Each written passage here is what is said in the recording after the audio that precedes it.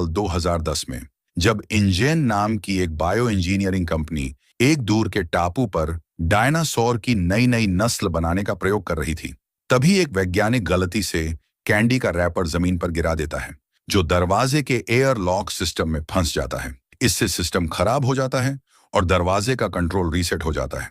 सब लोग घबराकर भागने लगते हैं, लेकिन एक वैज्ञानिक हिम्मत दिखाकर वापस दौड़ता है ताकि दरवाजा हाथ से बंद कर सके और डायनासोर बाहर ना निकल पाए। इसी बीच एक कर्मचारी अंदर फंस जाता है और मदद के लिए चिल्लाता है, लेकिन उसका साथी दरवाजा खोलने से मना कर देता है। अगले ही पल एक विशाल डायनासोर पीछे से आकर उसे पकड़ लेता है और खींचकर मार डालता है। फिर आता है साल 2027, जब डायनासोर को धरती पर आए 32 साल हो चुके हैं, लेकिन बदलते मौसम और बीमारियों की वजह से ज्यादातर डायनासोर खत्म हो चुके हैं। अब लोग इनके प्रति अपना उत्साह खो चुके हैं। जो कुछ बचे हैं वो भूमध्य रेखा के पास रहते हैं, क्योंकि वही जगह उनके असली प्राचीन माहौल जैसी है। इंसानों के लिए वहां जाना सख्त मना है। दूसरी तरफ न्यूयॉर्क में मार्टिन ट्रैफिक में फंसा हुआ है, क्योंकि एक लंबी गर्दन वाला विशाल डायनासोर सड़क पर आकर रास्ता रोक देता है। तभी एक किराए की लड़ाकू जोरा चुपके से उसकी कार में बैठ जाती है और एक अहम मिशन के बारे में बताती है। मार्टिन की दवा बनाने वाली कंपनी को दिल की बीमारी का इलाज पूरा करने के लिए डायनासोर का खून चाहिए। ये खून लाने के लिए जोरा को उस मना किए गए इलाके में जाना होगा। शुरुआत में जोरा इस मिशन के लिए मना कर देती है, लेकिन जब मार्टिन उसे मोटी रकम देने का वादा करता है तो वो मान जाती है। दोनों म्यूजियम जाते हैं, जहां डायनासोर की प्रदर्शनी कम दर्शकों की वजह से बंद की जा रही है। वहीं उन्हें डॉक्टर हेनरी मिलते हैं, जिन्होंने सबसे पहले कंपनी को सलाह दी थी कि दवाई बनाने के लिए डायनासोर का डीएनए इस्तेमाल किया जाए। मार्टिन चाहता है कि हेनरी भी इस मिशन पर चले और जोरा उनकी सुरक्षा करे। हेनरी बताते हैं कि उन्हें सबसे बड़े डायनासोर से खून लेना होगा, क्योंकि उन्हीं के दिल की मांसपेशियां सबसे बड़ी होती हैं। इसलिए वो धरती का सबसे विशाल डायनासोर, समंदर का सबसे खतरनाक डायनासोर और आसमान का सबसे बड़ा उड़ने वाला डायनासोर को चुनते हैं। खून के सैंपल इन्हें जिंदा रहते हुए ही लेने होंगे। हेनरी जाने से हिचकिचाते हैं, लेकिन मार्टिन उन्हें लालच देता है कि इस मिशन में उन्हें असली डायनासोर को करीब से देखने का मौका मिलेगा। अगले दिन ये तीनों सुरिनाम के लिए उड़ान भरते हैं और वहां जोरा का पुराना दोस्त डंकन उनसे मिलता है। फोन पर उसने मदद का वादा किया था, लेकिन अब वो डर के कारण पीछे हटना चाहता है। लंबे झगड़े के बाद मार्टिन उसे और ज्यादा पैसे देकर मना लेता है। फिर टीम डंकन की नाव से निकलती है, क्योंकि डंकन को ऐसे रास्ते पता हैं जहां से सरकार की नजर से बचा जा सकता है। रास्ते में वो नक्शा देखते हैं और हेनरी उन्हें अपने खास तीर दिखाते हैं। हेनरी खास तीरों के बारे में बताते हुए वो समझाता है कि ये तीर डायनासोर की मोटी खाल को भी भेज सकते हैं, बस इन्हें कम से कम 10 फीट की दूरी से चलाना होगा। ये तीर अपने आप खून का सैंपल ले लेते हैं और खुद बाहर निकल जाते हैं, लेकिन हर तीर का इस्तेमाल सिर्फ एक बार ही किया जा सकता है। दूसरी तरफ रूबेन अपनी बेटियों इसाबेला, टेरेसा और टेरेसा के बॉयफ्रेंड जेवियर के साथ समुद्र में नाव से सफर कर रहा है। पानी में उन्हें कुछ पास तैरता हुआ दिखाई देता है। पहले तो उन्हें लगता है कि यह डॉल्फिन है, लेकिन उसके पंख अलग लगते हैं। तभी वो रहस्यमयी जीव नाव से टकराता है और तुरंत दूर चला जाता है। रूबेन नीचे उतरकर जांच करता है और चैन की सांस लेता है कि नाव को कोई नुकसान नहीं हुआ, लेकिन उसी वक्त वो जीव फिर से सामने आता है और साफ हो जाता है कि ये एक समंदर का सबसे खतरनाक डायनासोर मोसासोरस है। इस बार वो नाव को लगभग पलट ही देता है, लेकिन थोड़ी देर बाद फिर दूर चला जाता है। दुर्भाग्य से नाव सिर्फ कुछ सेकंड के लिए संभलती है और फिर पूरी तरह पलटने लगती है। परिवार जल्दी से पानी में कूद जाता है ताकि नाव के नीचे दबकर मर न जाए। जेवियर अभी भी अंदर फंसा है और पानी की वजह से दरवाजा नहीं खुल रहा। जबकि लड़कियां वापस नाव पर चढ़ती हैं, रूबेन जेवियर से कहता है कि इमरजेंसी बैग से रेडियो निकालो। जेवियर बैग ढूंढकर दरवाजे को लात मारता है और किसी तरह बाहर निकल आता है। नाव पूरी तरह उलट जाती है और रूबेन भी ऊपर चढ़ जाता है, लेकिन जेवियर पानी के अंदर मोसासोरस को अपने पास से तैरते हुए देख लेता है। वो जल्दी से सतह पर आता है और तेजी से नाव की तरफ तैरता है, जबकि वो विशालकाय जानवर उसके पीछे पीछे आता है। किस्मत से मोसासोरस नाव के नीचे से निकलकर दूसरी तरफ चला जाता है और परिवार जेवियर को खींचकर सुरक्षित कर लेता है। अगली सुबह हेनरी की टीम उस परिवार का मदद संदेश रेडियो पर सुनकर जाग जाती है। मार्टिन और सिक्योरिटी चीफ बॉबी उस परिवार की मदद को नजरअंदाज करना चाहते हैं, लेकिन जोरा मानती है कि उन्हें मदद करनी चाहिए। डंकन भी उसकी बात से सहमत होता है और अपनी टीम को रास्ता बदलने का आदेश देता है। कुछ ही देर बाद रूबेन दूर से नाव को आता देखता है और अपनी लोकेशन बताने के लिए आसमान में फ्लेयर चला देता है। परिवार को सुरक्षित निकालने के बाद ज़ोरा सोच में पड़ जाती है कि आखिर वो समंदर का सबसे खतरनाक डायनासोर किसी अनजान नाव पर हमला क्यों करेगा। हेनरी अंदाजा लगाता है कि शायद उस डायनासोर ने नाव को अपने लिए खतरा समझ लिया हो। परिवार ये जानना चाहता है कि टीम उस खतरनाक जीव की तलाश क्यों कर रही है, लेकिन उन्हें कुछ भी नहीं बताया जाता। तभी रडार पर अचानक कुछ दिखाई देता है और अलार्म बज उठता है। उसी वक्त मोसासॉरस उनकी नाव से टकरा जाता है। डायनासोर पानी से बाहर छलांग लगाता है। ज़ोरा फौरन शूट करने की पोजीशन में आ जाती है और हेनरी उसे डेक से बांध देता है। डंकन नाव की स्पीड बढ़ा देता है, लेकिन जब ज़ोरा निशाना लगाती है तो मोसासॉरस फिर से कूदता है और तीर पानी में गिर जाता है। जानवर तेजी से पास आ रहा है, इसलिए डंकन नाव को मोड़ने लगता है ताकि टक्कर से बचा जा सके। हेनरी ज़ोरा को दूसरा डार्ट देता है, लेकिन तभी मोसासॉरस नाव को धक्का मारता है और ज़ोरा गिरने लगती है। वो अपने पैरों से पकड़ बनाती है और हेनरी उसे ऊपर खींच लेता है।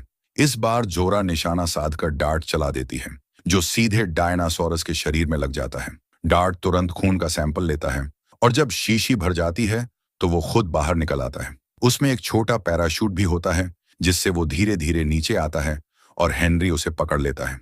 टीम खुशी मनाती है और ज़ोरा व हेनरी उस शीशी को ठंडे सूटकेस में सुरक्षित रख देते हैं। तभी हेनरी मानता है कि उसे इस मिशन पर शक होने लगा है, क्योंकि वो जानता है कि कंपनी ये नई दवाई सिर्फ अमीर लोगों को देगी, जबकि विज्ञान सबके लिए होना चाहिए। उसी वक्त टीम चौंक जाती है जब उन्हें पता चलता है कि मोसासॉरस वापस आ गया है और इस बार उसके साथ कई स्पाइनोसॉरस भी हैं। हेनरी हैरान रह जाता है, क्योंकि उसे एहसास होता है कि ये दोनों प्रजातियां अब एक सहजीवी रिश्ता बना चुकी हैं। बॉबी तुरंत बाहर दौड़ता है और गोलियां चलाने लगता है, लेकिन उसकी एक भी गोली असर नहीं करती। डंकन की चेतावनी को नजरअंदाज करते हुए वो दूसरी तरफ जाकर फायरिंग करता रहता है। तभी अचानक पानी से एक स्पाइनोसॉरस कूद कर आता है और बॉबी को अपने मुंह में पकड़कर वापस समुद्र में चला जाता है। इसके बाद मोसासॉरस फिर से एक बड़ी छलांग लगाता है और जैसे ही वो पानी में गिरता है, नाव इतनी जोर से हिलती है कि सह पायलट नीना किनारे से लटक जाती है। दूसरी ओर इसाबेला भी कमरे से फिसलकर रेलिंग से बाहर गिरने वाली होती है, लेकिन रूबेन तेजी से उसका हाथ पकड़ लेता है, जिससे उसका पैर चोटिल हो जाता है। वो उसे ऊपर खींच लेता है। ठीक उसी समय जब मोसासॉरस रेलिंग तोड़ने की कोशिश करता है और सिर्फ लोहे का टुकड़ा पकड़ पाता है। नाव किसी तरह संतुलन में वापस आ जाती है और नीना भी सुरक्षित ऊपर चढ़ जाती है। डंकन नाव को चट्टानों की ओर मोड़ देता है, क्योंकि डायनासोर उथले पानी में नहीं आ सकते। ज़ोरा को लगता है कि शायद नाव टकरा जाएगी, इसलिए वो सारे लाइफ जैकेट तैयार करने लगती है, जबकि हेनरी खून के सैंपल और कुछ जरूरी सामान सुरक्षित कर लेता है।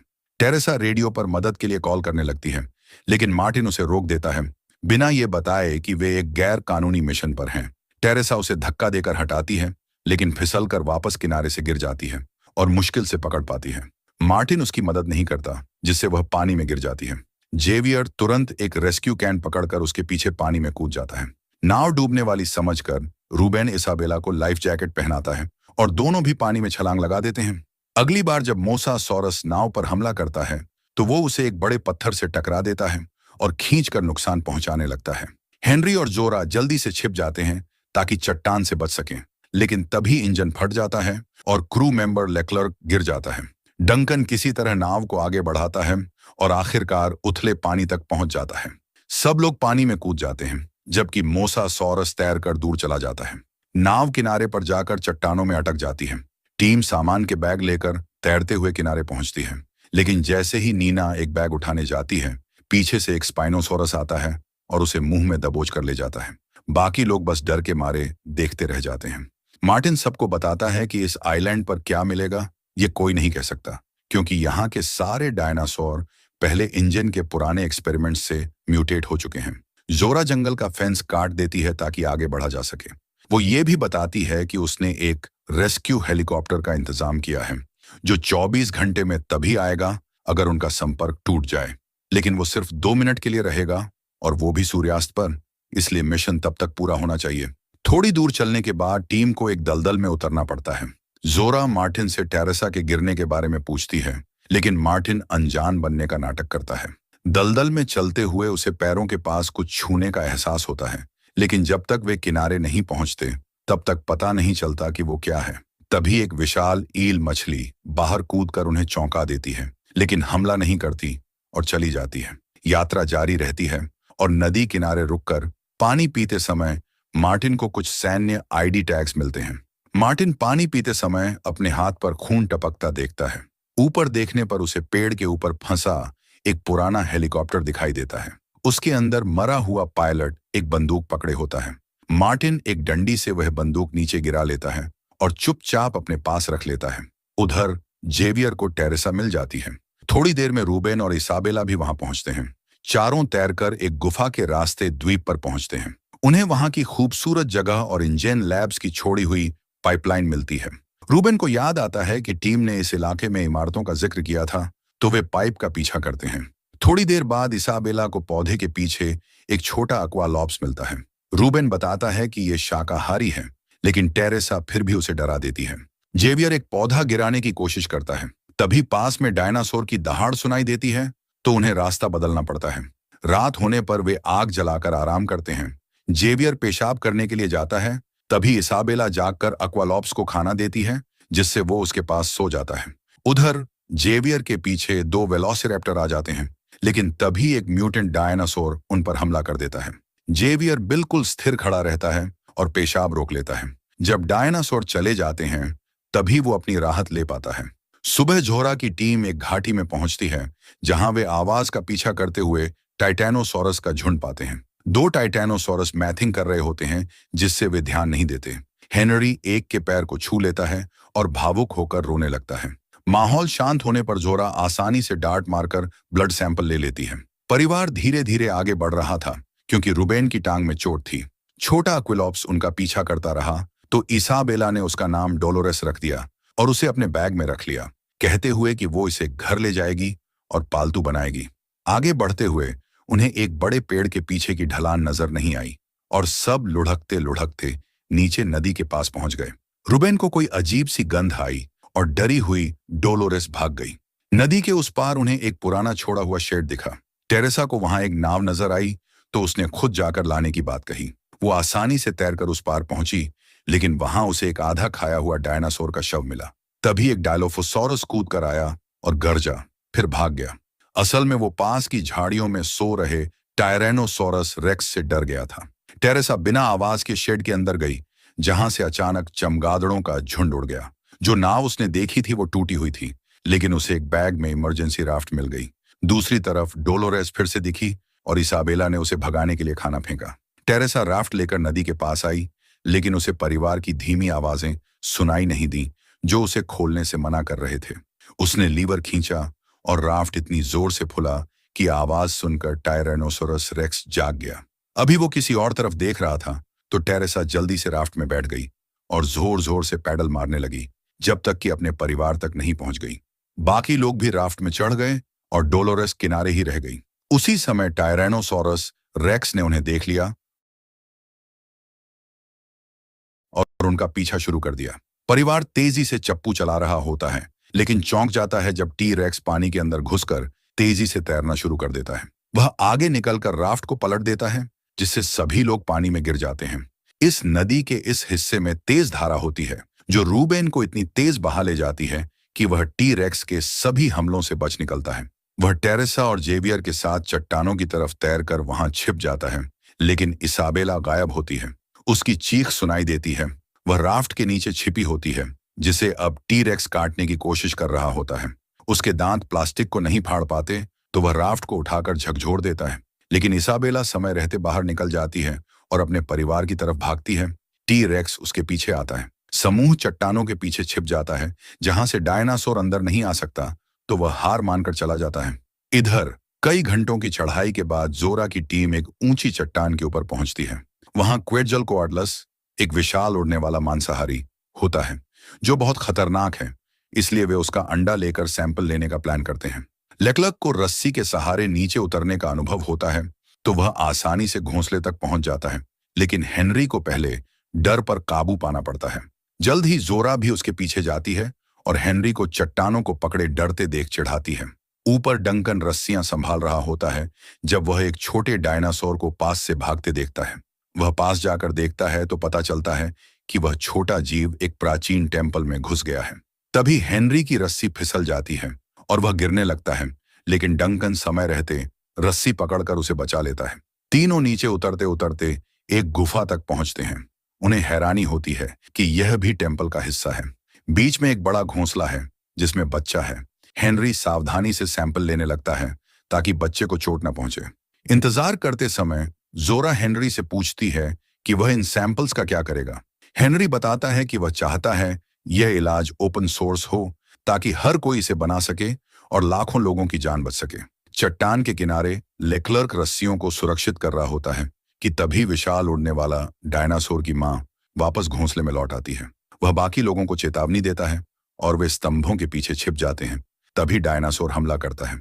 हेनरी फंस जाता है तो जोरा उसका ध्यान अपनी ओर खींचती है ताकि हेनरी सैंपल निकाल सके, लेकिन डायनासोर लात मारता है और शीशी उसके नीचे फंस जाती है। लेक्लर्क एक औजार डायनासोर के सिर पर फेंकता है जिससे वह हट जाता है। वह मदद के लिए पुकार